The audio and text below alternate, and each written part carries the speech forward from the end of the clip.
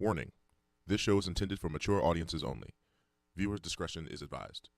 This show may contain strong language and sensitive or controversial topics. We are not attorneys and are not providing legal advice. The views and conversations are our own thoughts and feelings, and therefore, purely speculation. The entertainment world and beyond. Skywalker air miles, feeding on a surface, gliding on water, constricted and conflicted. Welcome to Purely Speculation, a show that exposes the harmful effects of the criminal legal system. I'm your host, Heather Lewis, the Executive Director of the Reuniting Family Bail Fund and practitioner of participatory defense. On this show, you'll learn about the unspoken horrors of the criminal justice system and meet fierce allies and advocates. We will make the best of our traumatic experiences. We will get angry. We may even cry. We most certainly going to laugh, but one thing's for sure, we're going to keep it real. Welcome to Purely Speculation. When they free my sins and let them loose, they was killing me, I got scars to prove, got me paralyzed, I could even barely move. Out the way I took the pain again.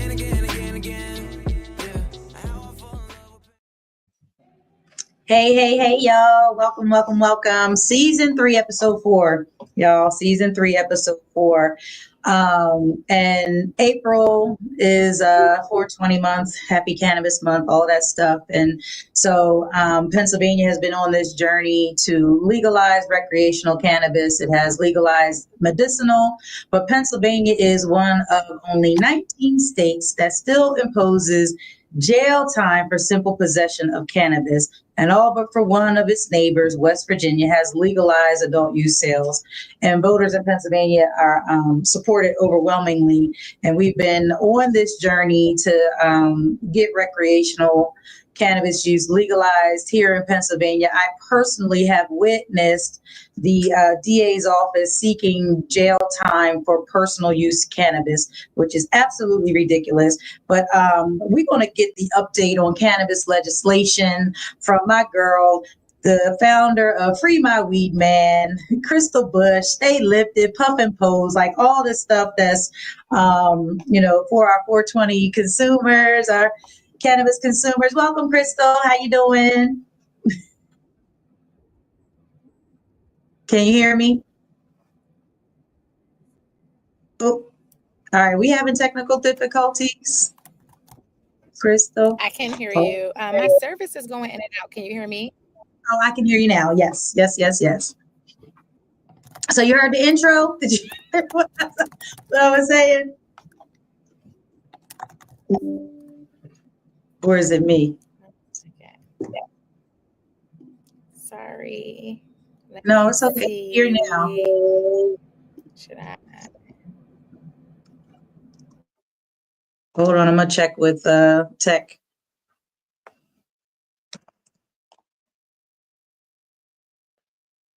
Okay. All right, it seems that it is Kristal's, and we were good up until a second ago. Well, until there we go. I was gonna say until we got. Can you hear me? Yes. All right, I had to get off of the other network and just use my hotspot. So hopefully, this works. But sorry, I missed everything. Wasn't sure. It was like chopping. Right. No, that's okay. So part of it is Pennsylvania, which you've been doing a lot of work on the legislation of cannabis here for recreational use. Pennsylvania is one of 19 states that has not done it recreationally, and PA still seeking jail time for personal use cannabis. And I literally was in the courthouse watching them, attempt to send people to jail for personal use cannabis. So that's what I really wanted to get your opinion on.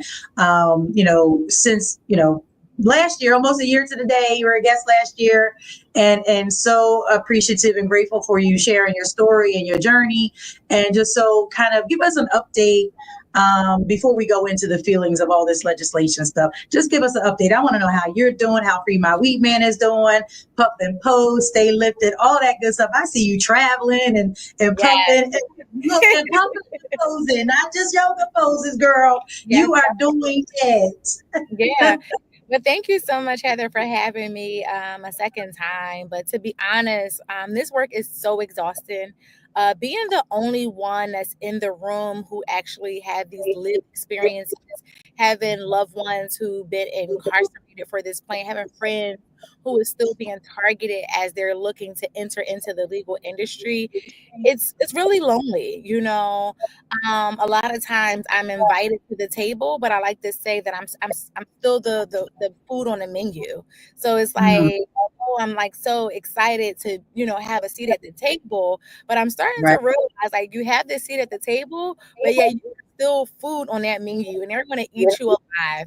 Mm. The meetings that I have been hosting with a lot of the elected officials is kind of like, and I pick up on a lot of body language, and it's kind of like the feeling that I'm getting is like, Kristal, I don't know if you want this to like, I don't know if you can fight this battle, you know.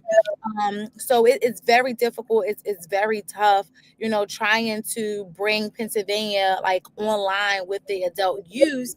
And to be honest, the direction that we are going, like if we are not supporting pre-industry support, and that pre-industry support is us making outreach, informing people that one, they are victims. We're really gonna miss our mark with this. So, like I said last time when I was here, I'm not in a rush for Pennsylvania to out their adult use because I know that the longer we do not pour into the communities that were directly harmed, as far as like doing outreach and ensuring that they are prepared to receive the benefits from this legislation, what good is that? What good is that for us?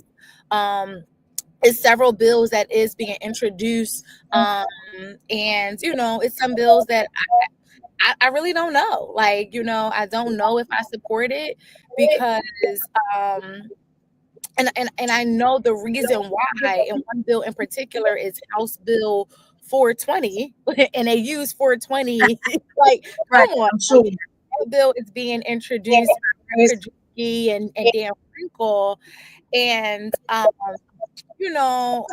it's part of me saying like I understand why they are introducing this state store model, and they're envisioning with this state store model.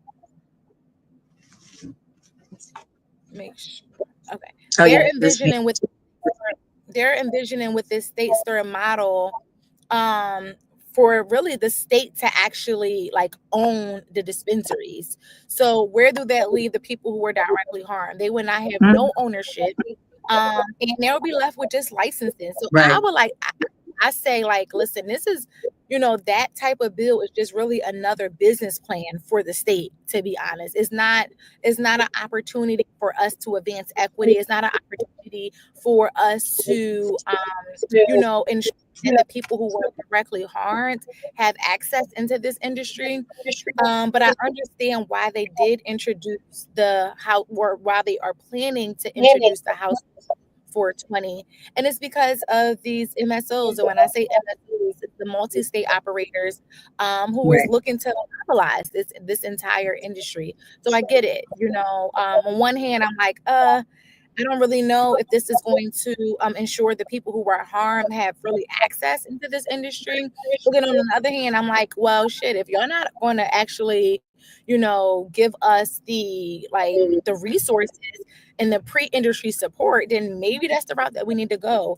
But I'm a little, I'm just tired, because I'm like, who actually represents the people who were harmed? Like a lot of people who is looking to like hurry up and pass, legalization through is one, the state looking at it as a business plan. And then, you got to think that MSOs is paying, they just paid $1.9 million in lobbying just to push this through, when, that money could have really been into us actually educating the community, and us really like doing that outreach. And I think that's really what's missing. So it's very difficult. It's very, it's just draining, really, just being the only one, and just knowing that like, we can have a seat at the table, but when you still, food on the menu, it's like, why am I here? So I had some meetings this week, and I'm like, I'd rather just do yoga this week. Like, I'd rather take care of myself, so it's difficult. Yeah. It sounds like, just how Black women in general are, just taking a seat in this round of protests. You know what I mean? And it's like, you know what, y'all do that. Y'all go ahead. Y'all do that because we tired. We're tired. And, like you said, you're the only one in the room. You're saying the same thing. And it seems like they're just not hearing you or hearing you and responding in different ways that's not, respected of what you actually are suggesting. Again, the business models is in researching for today. It's like the taxes, like the sales tax on cannabis is like through the roof, and so it's like, because it's this, taboo type thing, they think like, okay, so we can tax it through the roof where people can't even afford it. You know what I'm saying? So it's like all of these things. And again, it's just the business model for Pennsylvania and for those that have financial interests, not the people that have been harmed by the system. And so they're still kind of skirting that responsibility and trying to get straight to the money. Like you said, $1.9 million to pay for influence up in Harrisburg for them to kind of, like you said, rush this along, push it along without being responsible is typical for bureaucracy, right? And politicians, that they'll spend a lot of money to try and push something through instead of just doing the right thing. Like, we all just really sat down and thought about it and trying to right some of the wrongs, that this would probably happen much quicker and without the need to spend $1.9 million on lobbyists. Yeah. And then when I think about the bill that Rep. Krajewski and Dan Franco is planning to introduce, they're actually planning to introduce it on, I believe, April 22nd, because 420 is on a Sunday, so they're planning to introduce it that Tuesday. I just think about just Joseph Akers. Joseph Akers, he's serving 16 years. He's from South Philadelphia. He's serving 16 years at Fort Dix for cannabis. And I just think about, like, how are we allowing for his son, who is about like 23 years old, to actually get into this industry if we're looking to plan to roll out a state store model? You know what I mean? Right. How are we looking to ensure that people who were harmed have ownership, not just licenses, but like really ownership in the industry? The MSO, they were able to, like, take full control over the medical market. When we look at Pennsylvania medical market right now, it's one of the best that's in the state, that's in the country. But guess what? It's not Pennsylvania owned, it's not minority owned, nor is it women owned. So that's a problem. So if we're rolling out an adult use program that's going to be state owned and we're just going to issue licenses, it's kind of like how when the alcohol prohibition, they started issuing those licenses, but when can we actually guarantee that those licenses will actually be distributed?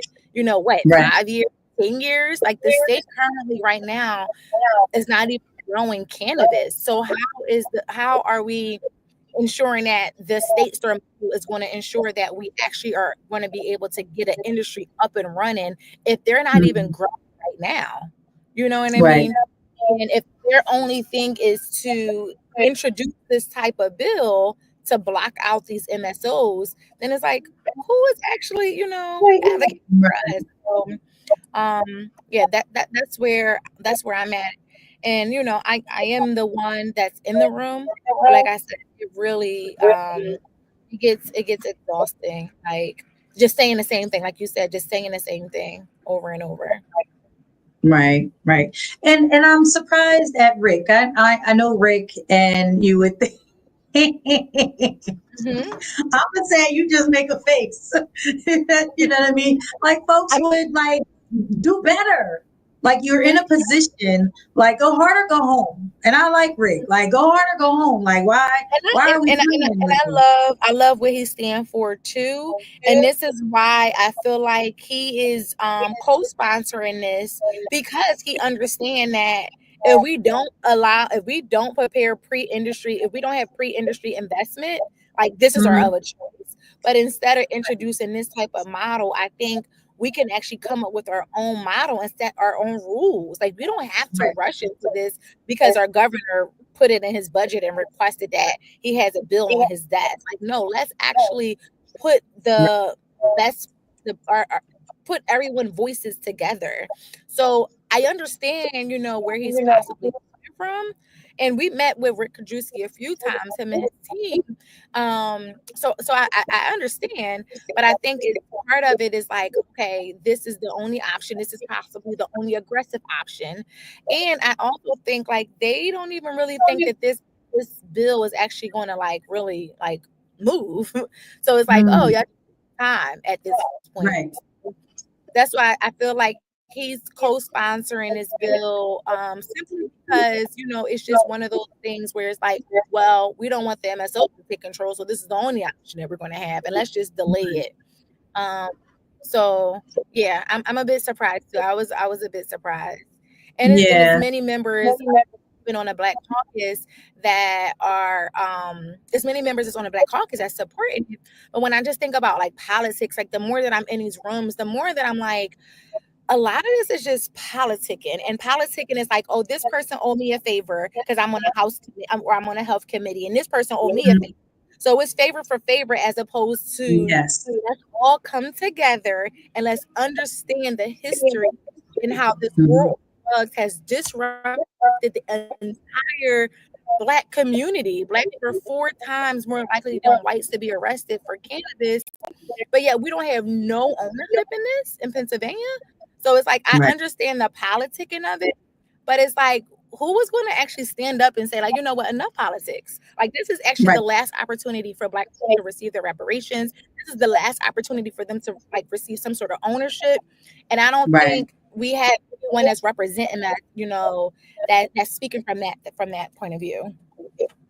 How can people support you? Like you said, you're the only one, and I know there are folks in the industry, but are they all the folks that have the accessories and the flower and the bud and the juice, and they're making all their tinctures and things like that? Like, how are they supporting you? Are they getting in those spaces? Are they marching on Harrisburg and stuff? Yeah. Good. So for sure, but even with them, like it's the legacy people, they listen, they have my back. But it's sort of like this thing where Martin Luther King said you're running your team into like a burning fire. Like it's moments where it's like, I don't even know where I'm leading these people. Like they're like, yes, Kristal, go ahead. Then I'm like, very. I don't know what's happening like right now. Like they're introducing this bill and they're trying to X us out. So it's kind of one of those things where it's like, yes, I have many people that's in the legacy industry that is supporting, and they're not going to settle this without a fight. But at the same time, like I really don't. It's moments where I don't even know where I'm leading them to because there's so much politicking that's happening that is just like really just me. So I have their support.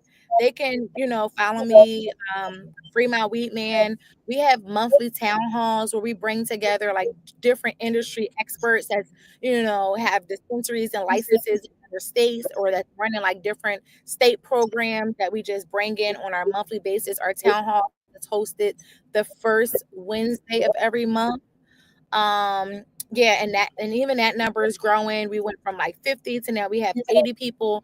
The people want to like learn more about it. It's just of like, how do we actually put money into investing in those people and getting them prepared? Like, we can have these town halls and we can bring all these industry experts, but like outside of that, what other resources do we have for them to be able to be prepared for if adult use is legalized tomorrow? They're prepared, and not waiting for adult use to start being prepared. Right. Yeah, get ready for when it happens. I feel you on that. Where are the town halls? Zoom. Oh, okay. Oh, nice. Okay, because I'm like, we will get that and share it with folks, or we'll drop it later. So that, yeah, because, you know, out here, like in Montgomery County, you're in Philadelphia, we're in Montgomery County. And definitely, you know, when I talk about the decriminalization of cannabis, there's about a half a dozen or so communities here in Monaco that have decriminalized it, where it's a citation. The fine may vary from, you know, $25 or $50 up to $100, but they're not asking for jail time. But you can be in, you know, Plymouth Meeting or, you know, any other community and, you know, get stopped with cannabis and, you know, you're going to jail. You're going straight to jail. It's not a, you know, opportunity where you'll get a citation in the mail. And so I think there are people out here, even just to get it decriminalized across Montgomery County, you know what I mean? Yeah. That would be huge, you know? And I think maybe be a stepping stone for people to really have an understanding of what the cannabis industry looks like, what it means. It's not, you know, this taboo medicine like it was, you know, back in the day. This is something that all types of people are using for all types of medical reasons, and in different formats too. You know, people smoke flower, they vape, they do teas and all types of brews and creams and all that kind of stuff. So it's not like you can take it in a capsule.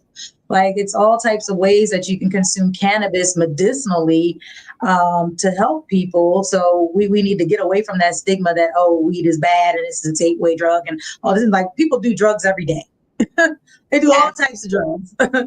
Yeah, I just hosted Puff and Pose 2 days ago, right?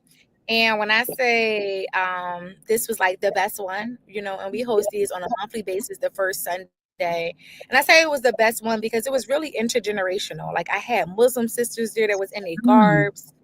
I just had like you know, older people, younger people, and just to see that. And like one Muslim sister, she came up to me and she was like, you know, I didn't know if I would be accepted being in this space with my garb on, but it was probably like 5 other ladies there. Our henna artist, she was actually Muslim. She was consuming, and it was like really in that moment when I was like, you know, I had to take a deep pause during our release ceremony, and I was like, you know, thank you, God, for, you know, just using me as a vessel to create such a sacred community where women come and just be themselves. You know, it's not about religion. It's not about, you know, like, oh, this is a drug, but no, like this is really relief for some people. This is medicine for some people. So, you know, each of the Muslim sisters that was there, and of course, it was many people from like just different like religious backgrounds, but it was just most evident, like here it is, like they're garbed and they still want to indulge and be a part of this. And you know, when the one sister like came up to me, I was like, oh my God, like I feel so seen. And she was like, I didn't know like if I would even be accepted here. I guess, girl.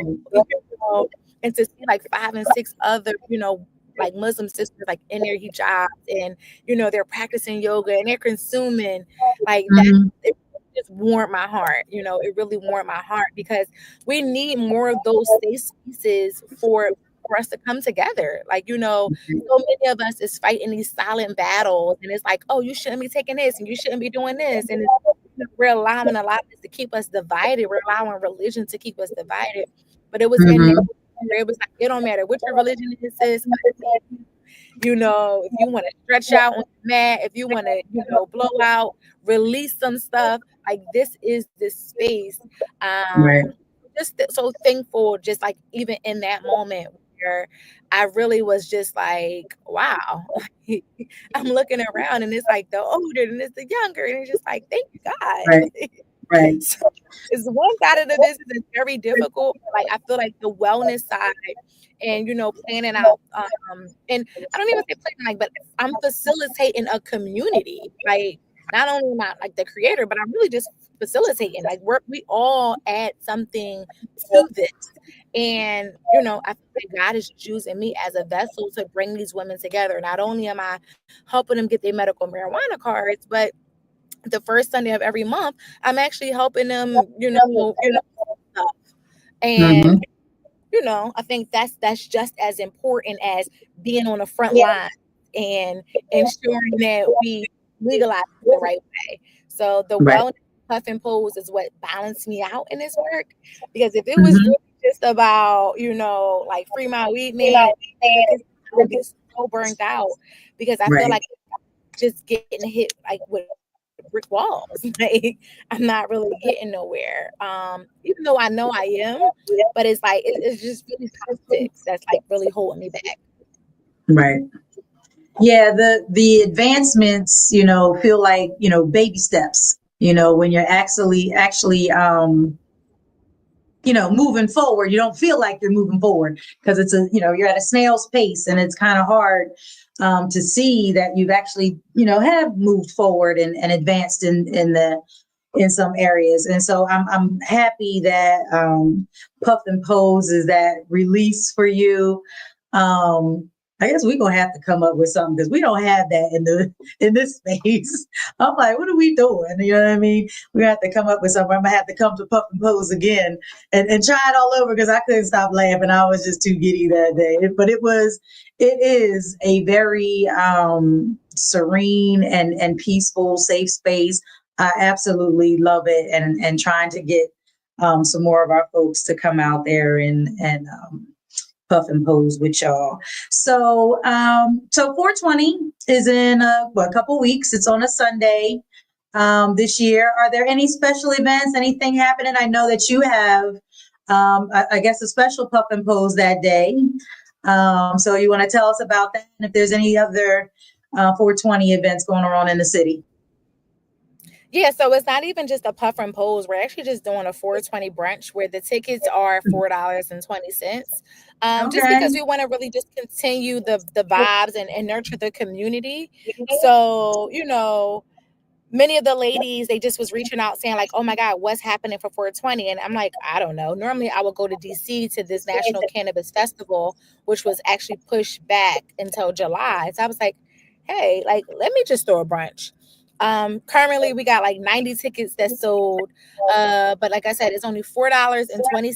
$4.20. But it's just an opportunity for us to come together, to be in community, to eat, to smoke. So yeah, we'll have a live DJ. We'll have, a flower, like a flower activation where people can like create their own bouquets. We'll have a adult Easter egg hunt throughout the sculpture garden. But yeah, I feel like this is really like we can do wellness, but like this is our time to like dance and to eat and to network and to move around. Right. So this is the part of the community that like Puff and Pose is more like wellness, where this is more like, girl, just pull up. Like if you don't got nothing to do, come, just pull up on us. So that's going to be which is that Sunday. And but before 420, we're going to be we have a few events that we're going to be at, and we're going to be in Trenton, New Jersey at Simply Pure. And Gilly the Kid is actually going to be doing a walkthrough. So Simply Pure is a dispensary, and we're popping up there. We're also going to be in Jersey on 419 at a farm where it's like a brunch. So we have like a lot of different activities for that weekend that I'm pretty excited. But our 420 brunch is just the first event of this night. So I'm pretty excited for that. And that's just because the community said that that's what they wanted. They're like, well, what are we doing on 420? And I'm like, we already did yoga, we already did our wellness. So like, let's just do something that's more chill. And that's it. Like $4.20 for general admission. I love it. I love it. So I'm definitely going to get me a bunch of tickets and bring some of my folks there. What else is going on? So it's I talked about the legislation. There's one thing because I didn't realize this, that there's a bill, HB 878, that would stop criminalizing unimpaired medical cannabis patients for having small amounts of THC in their system while driving. Like, how does that even, are you familiar with that? Like, how does that even work? Because cannabis stays in your system. So, you know, you or I get, you know, pulled over for whatever, and they happen to want to do a drug test. I mean, I think I'm going to test positive for THC. So, Yeah. So even with that bill, I feel like it's just another opportunity to criminalize us. So I don't know what elected official is actually sponsoring that bill. So I don't know much about who's sponsoring it, but I okay. know that they are like they're testing like different the police or the state police is testing different devices so they can figure out like, okay, like how do we ensure that people are high while they're driving, but they still have yet to find a device to actually like prove that. Right. I think without that technology it will be hard to actually implement something like this, so Right. Yeah, they're it would still waiting. lead to a lot of harm. Mhm. You know, because now you use that word discretion, and, you know, like, oh, well, their eyes were glassy. Like, okay, I could be tired. There's a lot of reasons other than being intoxicated that someone's eyes are glassy and things like that. Um, Mhm. and the other things, so I'm just going to go hit these because Acton made fun of me that I didn't talk about them. I didn't intend to talk about them. We're just going to try and hit on some of them. But the other one that I thought was interesting was that SB 76 would allow for medical cannabis to be grown at home for folks that can't afford it. And so I think that it's already allowed. Was it 6 plants that people in PA can grow their own? I mean, 5. So is there an art like No, so I 6. So when 6. I was a kid? Go ahead. So we're still like, even with adult legalization, our main goal for many of us is to push for home grow. You know, like even our friends over in Jersey, you know, they have they rolled out their adult legalization, but they're still actually advocating for home grow. And with the cannabis bill, I believe is House Bill 3500 with Emily Kincaid, I believe is a section in there that will allow medical patients to grow up to 6 plants. And like you mentioned earlier, when it comes to taxes, many people cannot afford these taxes. So they should be allowed to grow this plant to be able to have Mm-hmm. access to their medicine, you know? So we're all on board with supporting home grow, just because it will allow for patients to actually have like be accessible to their medicine and not Right. have to go into dispensaries and pay these high taxes where Right. like they're not even going to be able to afford their medicine. So we're Right. all for that. What's it? What does it take to grow? Because like it's not like growing tomatoes, is it? I mean, to be honest, I think Yeah. so. I work with a few growers, and they actually say if you can keep a regular plant alive, you can keep a cannabis plant alive. So of course, like you gotta like learn like the cycle and about the lighting and things like that. But Mhm. it is a lot. But it's like if you're actually growing regular plants, you would be good with growing Right. you would be good with growing like your own cannabis plants. So Right. yeah, I heard great things about growing. Well, I would love to try my hand at it. You know, I can keep a house plant. I'm not too good at growing, you know, food outside. I've been able to grow some cucumbers, but that's about it. Everything else just seems to just be green. It doesn't bear fruit. So it's like, all right, well, how am I going to do with this cannabis plant? And then it's like access to Mhm. seeds and all of those. Because I remember back in the day, you know what I mean, when I was young, we had to break up our bud and pull the seeds out. You know, now you don't get bud that got seeds in it. You don't got to do that. So it's Mhm. like, you know, access to seeds and different strains and, you know, all of that. Mhm.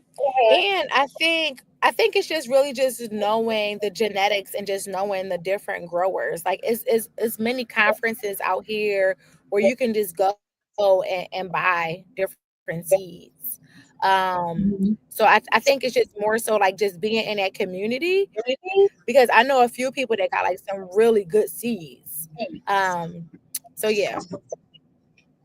Okay. All right. Well, we are going to take a quick commercial break. We have a couple of things, some things that are just happening in the justice world, not necessarily related to the cannabis industry, but just staying true to our roots and calling out injustices. There is a case out of Willow Grove right here about a month ago. A young man by the name of Wiley Tinsley was shot and killed by the Abington police with misinformation that this was a hostage standoff type of situation. They banged down the door. The young man was on the phone FaceTime with his dad. His dad heard them bang down the door and then shots fired. And one of the things that's happening is that there isn't any police accountability. The coroner's department or coroner's office, which is an elected official, which happens to be a Black woman, Janine Daly or Darby.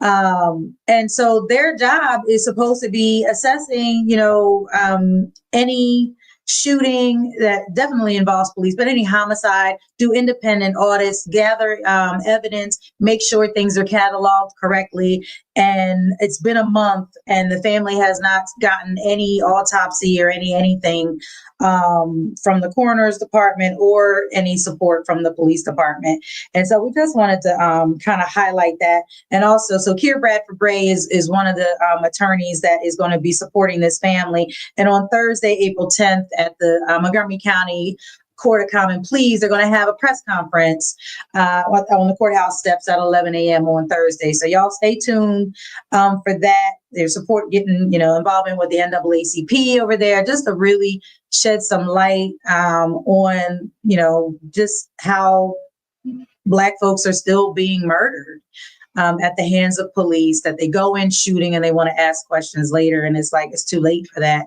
Like, even with cannabis, it's too late to you can't roll back time. You can't unmurder somebody. Like, what the fuck? Like, this is like, some of this shit is so permanent that you really need to be having way more caution than what they do with people's lives. So I just wanted to elevate that up and go into one of my favorite, topics of the show is the what the fuck moment. So what the fuck moment is anything that's been happening that makes you want to scratch your head. It could be something that's positive, but is there anything that, this week or, that kind of made you scratch your head, say, what the fuck? So I think the most what the fuck was just being in Harrisburg and being at this networking event and hearing how they're about to like introduce this House Bill 420. Like, I just felt like, what the fuck? Like, why would y'all even who actually allowed for y'all to choose House Bill 420? I actually think that that's disrespect to our community. Like, I think it's a joke. So that was like the latest, like, what the F? Like y'all got this bill that House Bill 420, y'all planning to launch it around 420. It's just kind of like, what the, like, come on, like, can we do better? Can we do better? And if, like, because it's a stake store model, it's like, it don't even benefit us. Like, do it? Right. Like, Yeah, like, they could have been a way more creative bill with if you want to use hashtag 420. And so, I get it. And so, my what the fuck moment, because I couldn't figure out like how to thread these top stories these stories that should be top stories. So the young man in Abington, I hadn't heard about it until Keir called me and said, hey, did you hear about this? I'm like, what the fuck? No. So it's not getting any news coverage. Doing the research for it, I'm still only getting news from March 6th when it happened. So they still haven't updated anything. I couldn't even find the gentleman's name that was murdered until she sent me the press release. His name is not even in the media. And so my what the fuck moment is about the young man, Carmelo Anthony, out in Austin, Texas, who defending himself from some bullies, ultimately stabbed and killed his bully. And, I'm never applaud loss of life, but there is too often that the victims of bullies are the ones that lose their lives. You know what I mean? And just like we're seeing, with the racist attacks, that people are fighting back. And, people are fighting back against oppression, against racism. This administration has emboldened people to, cross the line and invade people's personal spaces and hurl all types of, racial slurs, and then it becomes violent. And so, it's to expect there not to be loss of life as a result of all of this stirring of the pot of negative, energy and hate towards people, and that the media, again, as we've always known it, will spin the narrative the way they want to spin the narrative. Carmelo is a young Black man, and the victim, is a young white man. And so now it's, Carmelo is, this aggressor, and he, was doing all these things, and the white dude was just, this saint. And it's like, they get to say whatever narrative. So we're going to use our platform, just like you use your platform, to tell the narrative from our cultural perspective, and really just, push the pause button and say, hey, now there's more to this story. Check both sides. Don't just rock with one. Like, there's so much going on here. And like you said, the politics of it, they're politicking. And now they're racing. Carmelo's got to GoFundMe for his legal defense. The victims now got to GoFundMe for whatever. I don't know. So now everybody's got to GoFundMe to, deal with the trauma of this situation. And, the politicians could, do other things to alleviate situations like this. So I just wanted to uplift Carmelo and his family, and they are, the whole, both sides of the family that are impacted by this tragedy. Is that, like you said, we could do better. We need to, hold our children accountable, stop, bullying, and stop preaching hate, and you know what I mean? Just, pitting people against each other. It's just not good, and nothing good comes of it. So I just wanted to amplify those stories, and we'll touch more. We're going to continue to follow them because it's not over, and there'll be a press release, a press conference on Thursday, so you can follow the story about Waleed. And so is there anything else, Cannabis, we need to talk about before I let you go get back to your conference? No, I think we touched on everything. There hasn't really been much movement since our last meeting. It's just really, I think it's just important that we just organize the community as best as we can. And I'm just trying to figure out on how we can get the resources to just support the work that we're doing in the community. Because as we know, the war on drugs just was the cause that filled up many of our prisons, that left many people that's in this loophole of being on probation and parole and going back and forth in and out of prison. So it's how do we really just put a stop to that, and I think it's just really addressing that root and providing the resources for people to get an opportunity to make some money in this new industry. That's really what it's about. But it's important that we really just start organizing our community. And part of it is I don't think that they don't want that. They don't want us to be prepared, because if we're prepared, then many people may be going out of business. So and they don't want us to make money. You know what I mean? Because if people of color are making money, then there's less likelihood of criminal activity. There's less need to be in the streets, doing what people do on the streets for their livelihood. If they're able to make a decent living legally, and this industry is a way that folks can do that, they know that. And that's why they're dragging their feet. That's why they're politicking. That's why they're doing all these things to make sure that, oh, well, if we drag this out long enough, they'll get tired. They'll take their money and want to spend it somewhere else. Or they want to do something, do this or that or whatever. They'll forget about it. They'll drop it. And then we can do what we want to do. You know what I mean? So I know it is a labor of love, and this work does require endurance. So please take many rests as you continue this journey and this fight, and, you know, hand the torch over to somebody while you rest, so that, you know what I mean, the fire is still burning and that we are still, you know, moving this thing forward and in a responsible way. You know, where if we get it right in Pennsylvania, then those other 18 states that haven't legalized it yet, maybe that'll be the blueprint for those, and that they can expeditiously legalize cannabis and help, you know, their residents in their state kind of, you know, get some money, because that's what you need. And all right. Well, I am not going to hold you. I know you got stuff to get back to.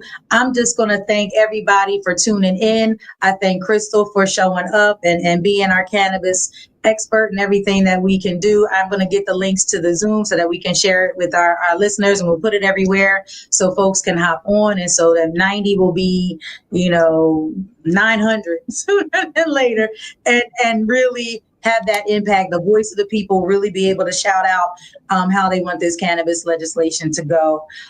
Shout out to our last episode, Raj Jaidev, my brother, founder of Participatory Defense. Love him. He was our guest last month, and we are so looking forward to it. We got a phenomenal guest coming in May. May is Mother's Day, and we just going to call the jail out for incarcerating mamas. Pregnant mamas, you know, mamas with babies and children and grandmamas. We just going to call the system out for the ugliness of what they do to our women. And also, too, in honor of 420 in April, our cannabis T-shirts are on sale. So they're here. Cop yours if you want, if you can. Please do. All the proceeds help support folks that are incarcerated, ending pretrial incarceration. And again, making our people healthy and whole. And so follow us on YouTube, Facebook, Instagram. And if you want to be a guest, hit us up. Kristal, I thank you again, my sister. I will see you on 420. Yes, thank you so much. All right. I love you. Peace out. Love you too. Thank you for tuning in to this episode of Purely Speculation. If you learned something, share something. Please like, follow, and share this show. The more our communities know, the more they are empowered, and the faster we can create change. Purely Speculation would not be made possible without the generous support of the Community Justice Exchange, the Health Sparks Frank E. Boston Black Justice Fund, Philadelphia Foundation, and Reform Alliance. Thank you. Booyah! Intuition different, already lived and dreamt it. Visions make my vision clear as I'm jogging through this fog of life. I be fog like with the fog set, body and I'm all set. Baby, can you be my Cardi B on an offset? Toast we got it, self we build.